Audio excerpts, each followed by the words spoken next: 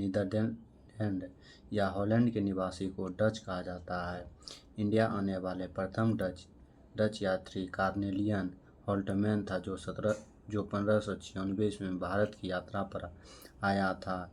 Dutch east India company का स्थापना 1602 ईस्वी में हुआ। इस कंपनी को बेरिंग द अस्तादे इंडिसे कंपनी कहा जाता है।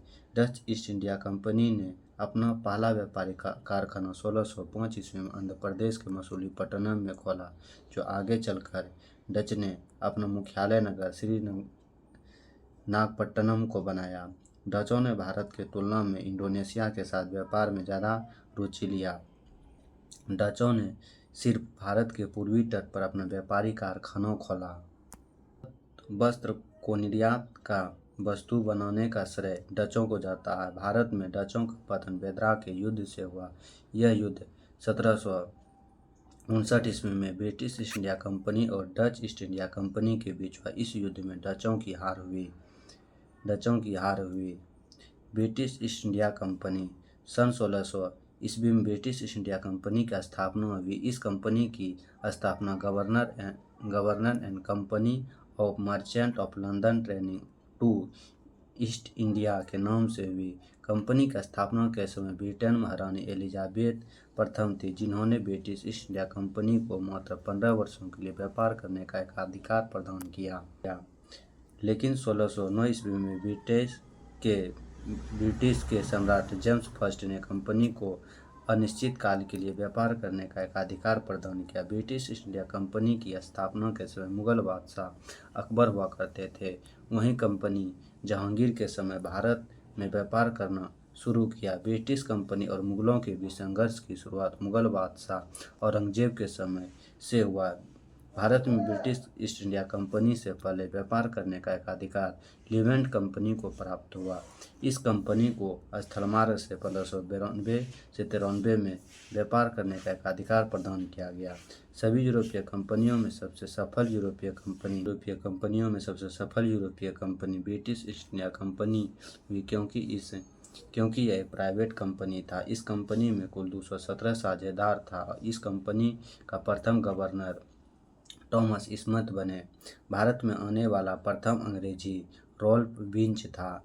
इंग्लैंड के सम्राट जेम्स फर्स्ट का राजदूत बनकर कैप्टन हॉकिंस मुगल बादशाह और जहांगीर के आगरा दरबार में 1609 ईस्वी में उपस्थित हुआ। हॉकिंस ने अंग्रेजी से फारस भाषा में बात की। मुगलों की राजकीय भाषा फारस हुआ करती थी, जिससे जहांगीर खुशी हुआ और कैप्टन हॉकिंस को इंग्लिश खान की उपाधि प्रदान किया। लेकिन ध्यान दें कि जहांगीर कैप्टन हॉकिंस को व्यापारिक शुरू नहीं किया। इंग्लैंड के राजा जेम्स प्रथम के राजदूत बनकर 1615 ईस्वी में सर थॉमस रो ने जहांगीर के दरबार में आया, जिसे जहांगीर ने व्यापारिक छूट प्रदान किया। स्वाली का युद्ध। यह युद्ध गुजरात के सूरत नामक नगर में 29 नवंबर 30 नवंबर 1612 को ब्रिटिश ईस्ट इंडिया कंपनी एवं पुर्तगाली ईस्ट इंडिया कंपनी के बीच हुआ। इस युद्ध में अंग्रेजों की जीत हुई। मुगलों का प्रमुख व्यापारिक केंद्र सूरत था। मुंबई यह एक सालसेट द्वीप पर स्थित शहर है। यह द्वीप सर्वाधिक आबादी वाला द्वीप है। इस शहर की स्थापना गोराल्ड आंग्रिय ने किया। 1661 ईस्वी में पुर्तगाली राजकुमारी कैथरीन का विवाह ब्रिटिश राजकुमार चार्ल्स द्वितीय के साथ हुआ। इस विवाह के उपरांत चार्ल्स द्वितीय ने पुर्तगालियों से दहेज के रूप में मुंबई मिला। इसे चार्ल्स द्वितीय ने 1665 में 10 पाउंड वार्षिक किराया पर ब्रिटिश कंपनी को सौंप दिया। कलकत्ता। बंगाल के सूबेदार आजिम उल शाह ने 1690 ईस्वी के दशक में 1200 रुपया वार्षिक किराया पर 3 गांव सुल्तानी, कालीकट और गोविंदपुर दिया।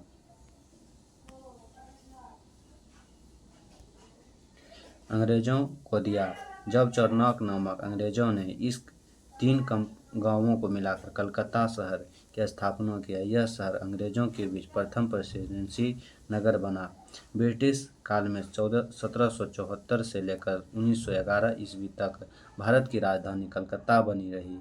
1911 में तृतीय दिल्ली दरबार का आयोजन हुआ, जिसमें यह घोषणा किया गया कि भारत की राजधानी कलकत्ता के जगह दिल्ली को बनाया जाए। इस घोषणा के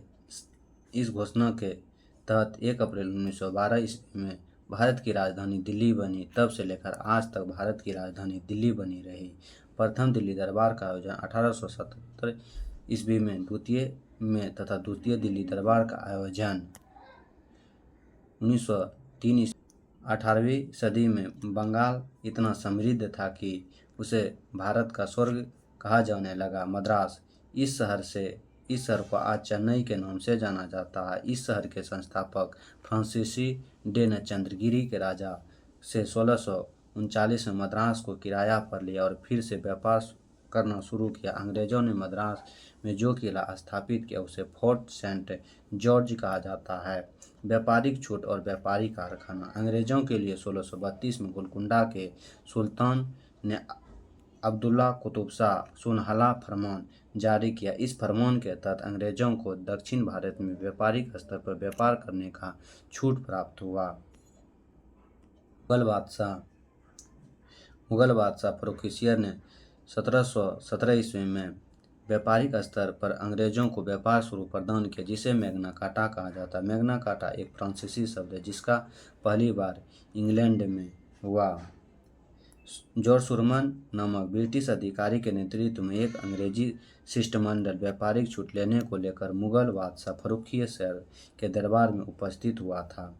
अंग्रेजों ने पहला व्यापारिक कारखाना 1608 ईस्वी में गुजरात के सूरत में खोला, जिसे मुगलों ने मान्यता देने से इनकार कर दिया। अंग्रेजों ने अपना दूसरा कारखाना आंध्र प्रदेश के मछलीपट्टनम में 1611 ईस्वी में खोला, जिसे कर्नाटक के सरकार ने शीघ्र ही मान्यता प्रदान कर दिया। यह अंग्रेजों द्वारा स्थापित प्रथम प्राप्त फैक्ट्री था। अंग्रेजों ने भारत के पूर्वी तट पर ओडिशा के बालासोर में 1633 में अपना पहला कारखाना खोला। अंग्रेजों ने बंगाल में अपना पहला कारखाना 1651 में हुगली में खोला। अंग्रेजों ने सर्वप्रथम 1620 में पटना के गुजरात के आलमगंज में व्यापारिक कोठी खोलने का प्रयास किया। अंग्रेजों ने मुगल बादशाह शाहजहां के समय पटना में व्यापारिक कोठी खोली।